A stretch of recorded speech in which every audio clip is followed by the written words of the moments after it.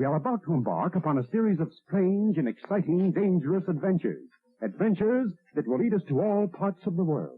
Hello and welcome to another Bad Comic Review. This time we're looking at Dark Knight's Death Metal Robin King Issue 1. This is a one-shot from 2020 from DC Comics. Written by Peter J. Tomasi, art by Riley Rossmo, Ivan Plascencia colors, Rob Leigh letterer, Riley Rossmo did the cover, edited by Andrew Marino, Marie Javin's group editor. I don't like the cover, it's too cartoony, and it doesn't really tell you anything about what's going on because this scene doesn't actually happen. These characters generally appear, but I don't like the cover. Cover colors are good though. So this is the story of who the Robin King is, and eventually it explains how he was recruited by the Batman Who Laughs and changed into a Jokerized Robin. It's mostly just kind of a dark fantasy tale about the Robin King killing a bunch of heroes in this kind of cartoonish art style. So if you're really into seeing a bunch of superheroes getting murdered, this is probably for you. It does kind of tie into the main storyline. This issue takes place before Dark Knight's Death Metal issue 5, and it came out the same day as Dark Knight's Metal 4, so you'll probably want to read it between those two. There's also a backup story called The Quiet Ones by Tony Patrick, art by Daniel Samfer, Adriana Lucas colorer, and world design letterer, Andrew Marino editor. The art in this one is much